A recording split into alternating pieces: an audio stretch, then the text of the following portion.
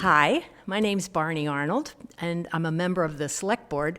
And as a member of the Select Board, I was chosen as the liaison to the Community Preservation Committee, the CPC. And the CPC is responsible for managing the funds that we receive from the surcharge that is applied to all the property taxpayers in town, and then also the match that we get from the state. And the CPA has been in existence for a little over 12 years, and it's been a huge benefit to Carlisle. I mean, there's so many community benefits that we have seen in our town. And the law that was passed by the state limits what CPA funds can be used for. So there are 3 categories, and then a fourth one that I'll explain in a minute. So the first category is historic preservation, which I'm sure you can imagine, like maintaining the clock at the church next door, restoring the library initially, the Gleason Library, and others that we've benefited from. The second category is open space and outdoor recreation. So those are combined under the CPA statute, but in Carlisle, we tend to separate them in our minds because recreation is outdoor recreation, and then open space is typically land conservation. And then the last category is called community housing, which typically is affordable housing. And at the town meeting coming up, you will hear about 5 different projects that the committee is recommending be adopted. So the CPC is responsible for accepting applications from various entities that are interested in putting forward a project that is allowed by the CPA.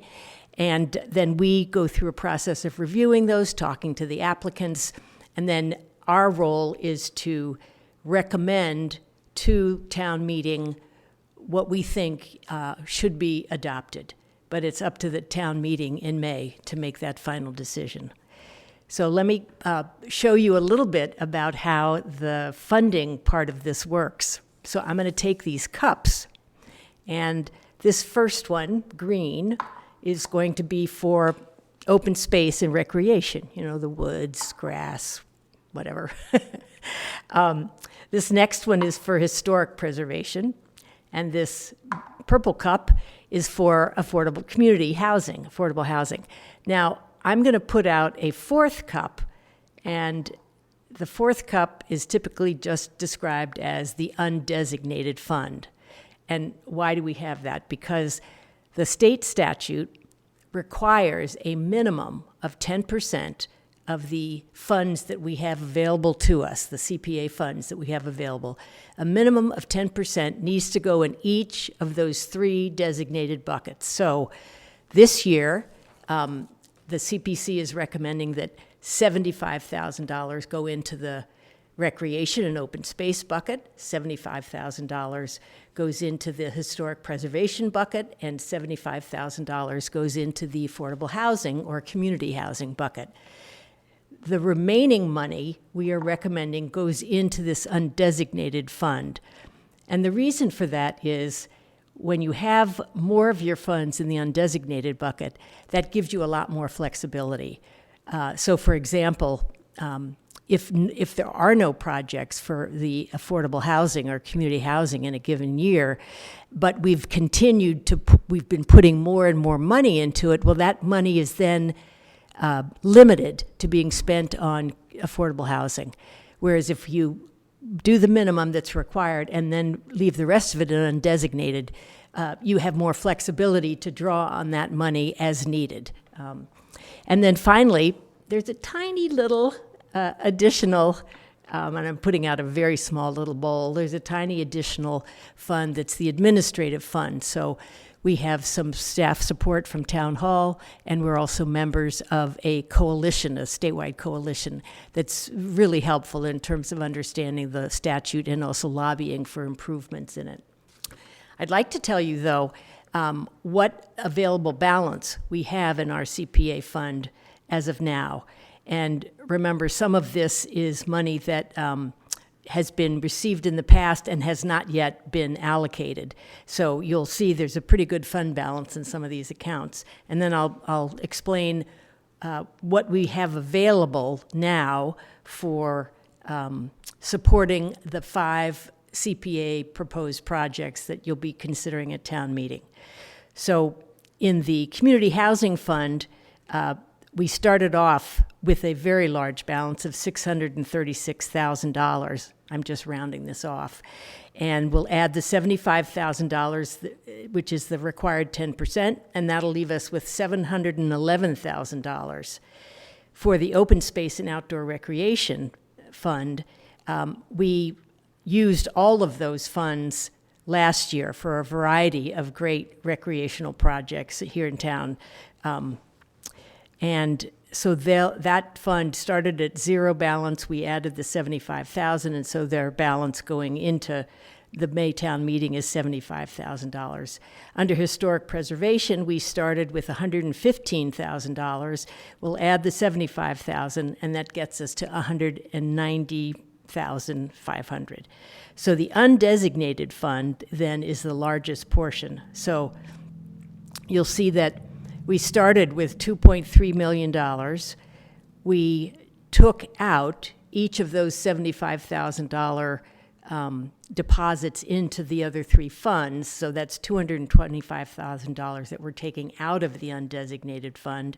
And then that little administrative account, which is $35,000, is also taken out of the undesignated fund, assuming this is all approved. So that would leave $2,043,000, rounded off, for the funding of the 5 projects that you'll consider at the May town meeting. So I hope you all will have an opportunity to consider these projects. There'll be lots of information about them, and especially I hope you will come on May 18th, which is a Monday night, for our town meeting. Thanks.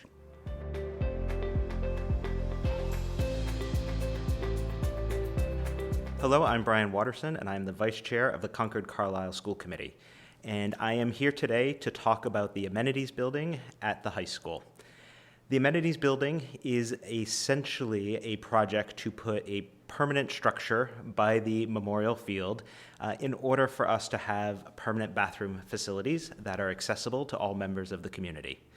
This may sound familiar because Carlisle voted on this last year for CPA funds, and it was approved by the town, and we do appreciate that support. But because Concord did not approve it last year, it is coming back again this year.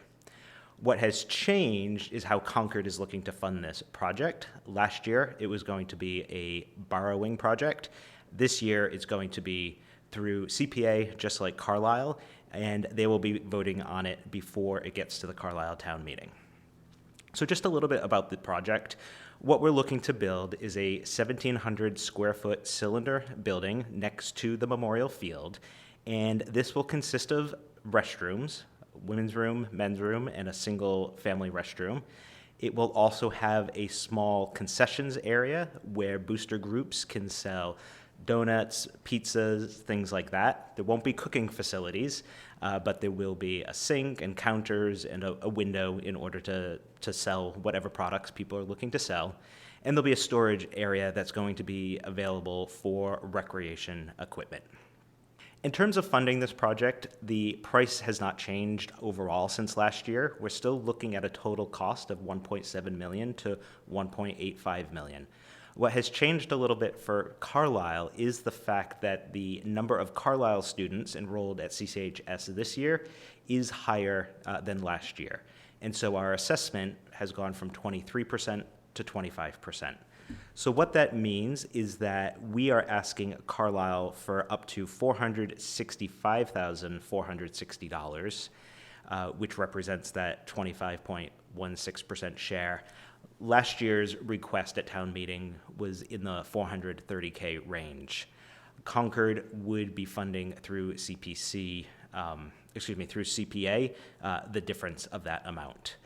We have also just recently been made aware that we have secured some state funding of $175,000. So the state funding would be used first with the hope that we would not need to use the full CPA allotment from either Concord or Carlisle. This project has been a long time coming. When the new high school was built in 2015, it was meant to be part of the new high school. And while a private group was able to raise funds for the fields and redoing the fields around the high school, unfortunately, there was not enough funds for the amenities building. What that's meant for the 10 plus years since is that we've been relying on portable toilets by the field, which, while there is one that is ADA compliant, that doesn't mean that it's accessible for all members of the population. Likewise, when we have larger events such as graduation on the field, the school is bringing in additional restroom facilities so that there is more capacity. If this is approved in both of the town meetings, we are prepared to get moving straight away. The project would go out to bid as soon as it is approved in Concord and in Carlisle. And once those bids are back, we're expecting to be able to break ground in the fall and have the project completed in the spring. For all members of the school committee, this has become a very important project because of the fact that we want to be accessible to all members of the community. We have heard stories from a variety of people who have had various incidents that I will not get into because of the fact that they just are not able to use the portable facilities that are at the field now. Please consider helping pass the funding for the amenities building, and we look forward to seeing you at town meeting.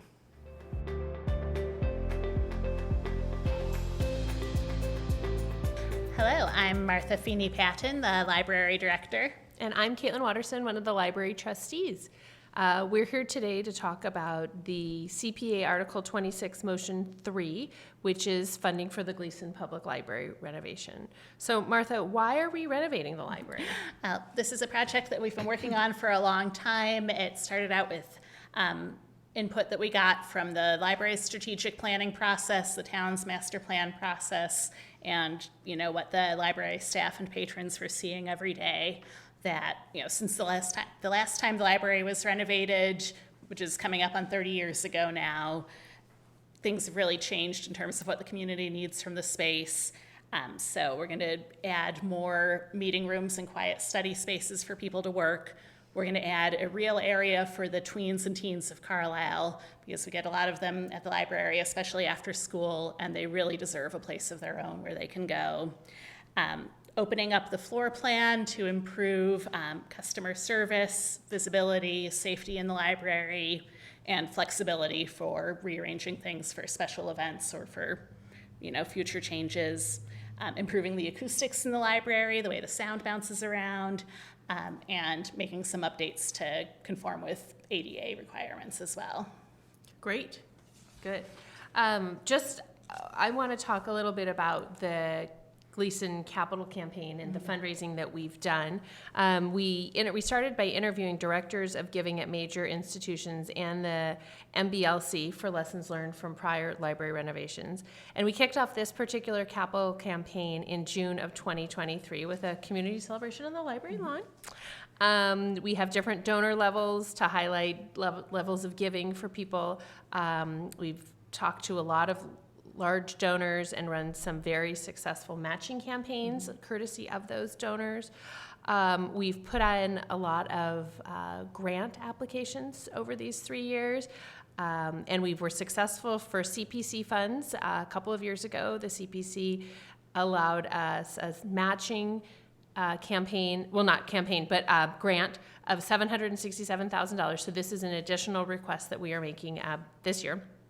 We'll go into the reasoning behind that in a few minutes. We also have a grant from the Massachusetts Cultural Council, which is terrific, and Qualcomm. We've had several unsuccessful grant bids over these years as well, and have more recently put in a few more too. And so we've brought the community together for some different fun fundraisers for the library campaign: spelling bee, mini golf, 3 books and brews events, 125th anniversary garden gala, conducted open houses and library tours to educate the community so people can come in and see what's really happening and why we want to make these changes, and an annual end-of-year campaign as well. But so, Martha, can you tell us a little bit about the capital campaign and the summary of that so far? Sure, yeah. So overall, we have raised about $2.3 million, and that's including the existing CPC grant that we discussed, $200,000 from the Mass Cultural Council, I think about $800,000 in private grant donations through the capital campaign at this point, which is amazing, especially, considering the size This is a small town, yeah. the size of the community. Yeah. So we've had, hundreds of households in Carlisle contributing, and we appreciate all of their donations, regardless of the size. We've had donations in memory of loved ones, in memory of who were either loved the library or worked at the library. Businesses have sponsored us as well, especially supporting some of those special events that we did. And so overall, again, we've raised about $2.3 million. But which was why? yeah. And what's the goal now? So the 2.3 was the original goal, but with increases to construction costs over time, our goal now is 2.8 million. Which is Right. a lot more. And so our request to the CPC is for up to $500,000 to close the gap in funding to renovate the historic Gleason Library, which is where we're sitting today. And we very much feel that construction costs have outpaced our ability to fundraise. And we are cognizant of the fact that if we do not start construction pretty soon, we may lose the ability to actually do this renovation because costs have just skyrocketed. So the good news is construction bids are out and are due back before town meeting, but we don't have those today, so we do not have a particular number. We will only request the amount that we need given the lowest bid that we receive, though. So, and we will have that number by town meeting. So if you're listening to this and it's vague, it is vague. If other sources of funding materialize after town meeting, such as those grant applications we mentioned, they will be deposited in the town account and will be used in lieu of CPA funds. So our request is for up to $500,000, although we might need $350,000 or $400,000. And then the trustees do have a bit more fundraising to do as well, and we're committed to doing that in order to furnish the library once it reopens. And so we're just asking for the town's support for this warrant, again, which is CPA Article 26, Motion 3 at town meeting. So let's talk about the timeline.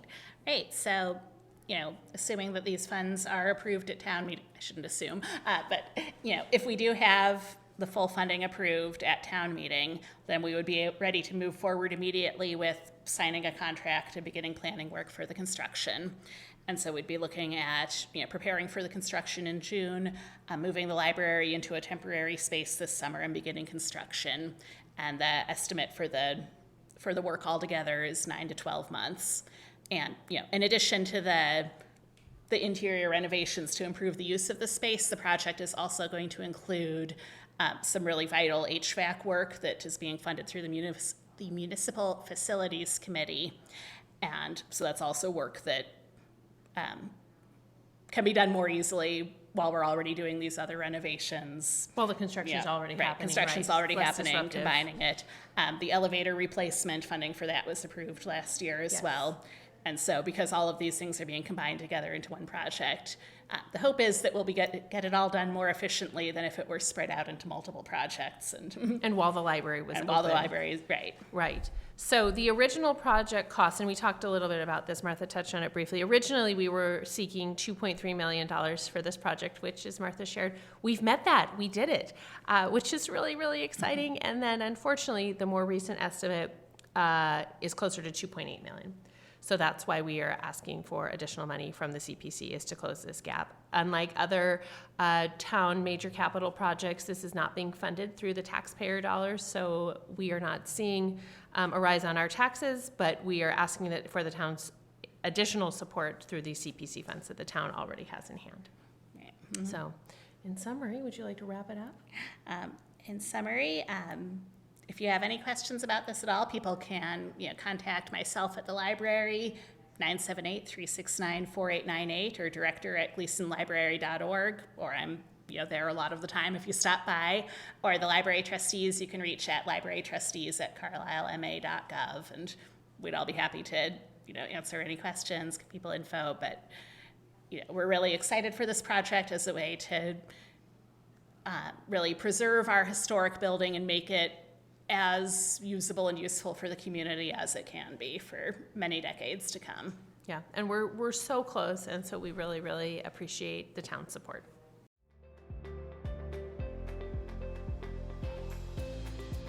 My name is Ashley Cody. I'm the town clerk of Carlisle, and I'm here today to discuss my CPA article, Preserving and Restoring Carlisle's Historic Birth, Death, and Marriage Records. So this project is going to be addressing the birth, death, and marriage records of the town. Those are also known as vital records. These records are of permanent, enduring value. They're retained permanently by the town, and they're used to conduct a number of business needs, including establishing identity, verifying citizenship, conducting other business transactions. And they provide genealogical research materials to researchers. Because these types of records are so important, Supervisor of Public Records at the Secretary of the Commonwealth's Office recommends keeping these records permanently in paper format. That's because paper format is safer over long periods of time versus digital records. So these are required to be kept permanently in paper form. Prior years of vital records have already been preserved. The years that we're looking at are from about 1895 to present. These records are in need of preservation because they are either held in a bound format or they're held in sheet protectors in a 3-ring binder. Now, these are issues for the physical integrity of the records because the bound volumes leave the records exposed to the elements. So exposure to the air, moisture, and insects can all degrade the physical record over time. Some bound volumes are also mixed in the types of records that are contained in the volume. There are different sizes, and the size difference being bound together has caused some damage to the spine and some warping to the documents as well. The records that are stored in sheet protectors are an issue because they're susceptible to damage over time from the acids in the sheet protectors. If they're not archival grade materials, they're not made of the proper polyester or polyurethane, the acid from those can damage documents contained in them over long periods of time. The sheet protectors also don't provide support for the documents, so there has been some crinkling or warping as a result of them being stored in that fashion. The CPC funds, if approved, will cover the cost of archival quality sleeves and binders, and these sleeves and binders will be sized specifically for the type of record. These records typically tend to be different sizes. Death certificates are one size, birth certificates are another, so these materials will be sized specifically for these documents. The project's going to involve unbinding the records as they are now, addressing any damage, inventorying and making an index of the records, culling any extraneous materials that don't belong with the record, scanning the record, naming the digital files, and then rehousing the records in archival quality sleeves and placing them in binders that will keep the records together by type and chronologically. As a result of this project, Carlisle's vital records will have a digital use file, so that way we can use a digital file anytime we need to make a certificate as opposed to handling the physical record over and over again. This will obviously, help contribute to the preservation of the physical record. There'll also be standardized indices created so that we can reference and research more easily. And the physical records will be stabilized and preserved in appropriate housing that will be conducive to long-term retention. So overall, it's basically taking the birth, death, and marriage records as they exist now and rehousing them into appropriate materials that will support their long-term preservation. So thank you very much for listening to my presentation. There will also be some photos on the website if you want to check out what this looks like now and what it will look like after the project is complete. Thank you.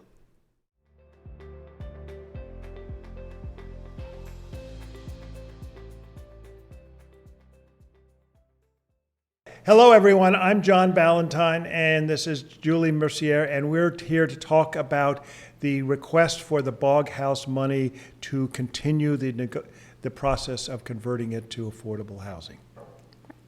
And this is part of the CPA article on the town meeting warrant. So, thank you, John. And so what I want to remind everybody, this has been a process that's been going on for 5 years to convert the housing in the Bog House from farming the bog to affordable housing, 2 units of which will be available to Carlisle residents. So this is a long-term objective to integrate the Bog House housing into the conservation land of the Cranberry Bog.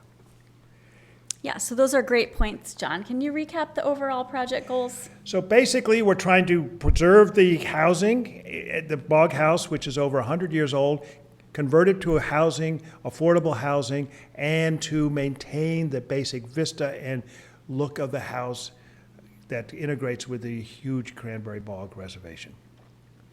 The important thing is that we have been working diligently on this for over 5 years, and now we've talked to almost everyone in town regarding this project and going through the details.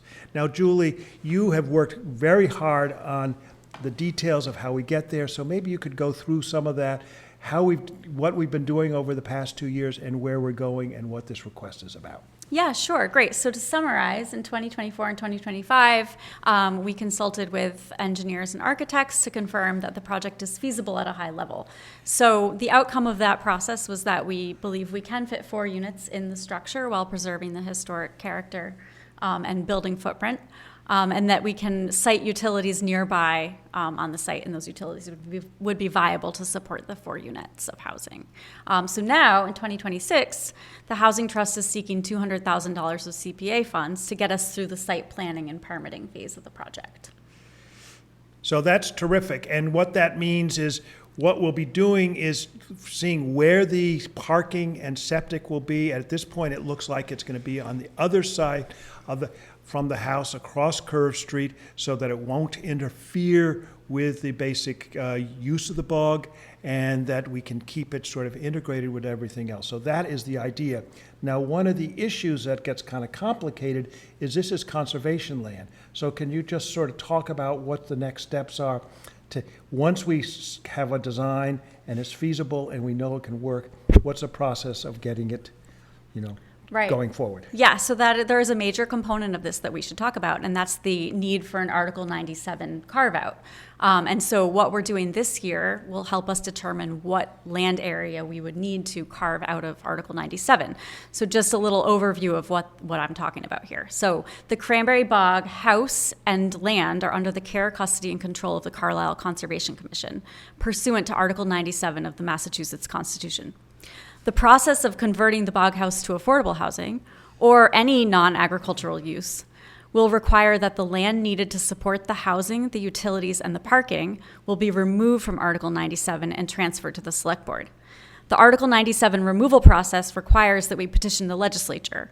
And to do so, we first need a number of things, including a detailed property survey, an appraisal, and land to give back in exchange, which is referred to as replacement land. Discussions and decisions about the replacement land will happen later this year and will require a town meeting vote in the fall or in the future. So basically, what we're doing is we're making sure that this land is developable and can be converted to affordable housing, and then the land is then separated out from the conservation land and is replaced with something else of comparable value. Correct. And then we move forward with a permitting phase to build the affordable housing. Right, yeah, and that's a good point. The replacement land will need to be of comparable ecological and financial value. And then the issue is that once we go through that process, the simple process is that we can build the housing and do it, and then we get the approval from the town and town meeting. Then we go through the construction of the housing. And the important point is that we will then permit out with a not-for-profit developer and they will help raise additional funds to make this a feasible project. And that's where we're going, and that's probably going to take about 2 years. So this is the next step of making this project happen. Right. Thank you very much. Yeah. So to find additional information on this, you can reach out to me, Julie Mercier, town planner. My email is jmercier@carlislema.gov. And you can also go onto the town administrator's website under the town meeting page, and there's links to presentations and information regarding this project.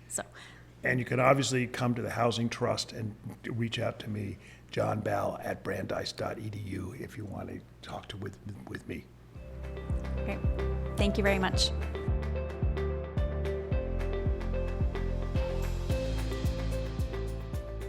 I'm John Ballantyne, and I'm on the Housing Trust and the Council of Aging for Human Services. And we are talking about the rental assistance article that it falls under CPC for $100,000. So what I want to explain on this is that I am on both the board of the COAHS and the Housing Trust, and we support this article because a significant portion of Carlisle families fall under $50,000 income per year. In fact, that's 10% of Carlisle families, or 179. So there's a large proportion of Carlisle that may need additional support. Now, this article is just for rental assistance, $50,000 per year. And that's why we support that, and using the CPC tax monies to support that. So Jeffrey, you might want to introduce yourself and explain how this would work and what we go through. Hi, everybody. My name is Jeffrey Katowski, and I'm the Director of the Council on Aging and Human Services. And this program is a fantastic program that I am proud to support and offer in our department. This program provides targeted direct aid to low to moderate income households in Carlisle, and it provides aid up to $400 per month. So how does it work? If I have, as I identified, there's a large group of people that are in need, how do I apply, and how do you go through that process of deciding how to provide this rental assistance? Yes, so we do have a quick, easy application that is accessible on our website as well as in our offices at Town Hall. And we do ask that you provide a certain level of information tied to your income as well as your need. And for those residents who do qualify, we provide up to $400 per month in assistance. And this is clearly, from a point of view of confidentiality and everything else, it's anonymous in terms of other people knowing about it. You obviously know about the individual, but there's confidentiality in this. Yes, absolutely. Our office operates on that premise. And so I think the important thing for Carlisle residents is to understand there's a large group of people who have needs and additional support, and at least we on the Housing Trust feel that that's something that we should continue to support, and obviously the COAHS feels that way. Absolutely. As you mentioned, Carlisle does face a real need, and this program, it addresses an urgent matter now, and that's the important thing. When people do struggle with their rental, with any type of expenses, the first expense to be cut is usually household expenses like food, education, energy, as well as other important expenses that affect children and families long term. And I think the other thing, just as we talk about the services that you offer, while this is specifically for rental assistance, we have other programs that offer additional support. So this is looking at your mission of what we're trying to do. Absolutely. So this is just one tool in our toolbox to help residents age in place in Carlisle and remain part of the community. We certainly offer other programs, and we have fuel assistance, we have nutritional assistance, as well as transportational assistance.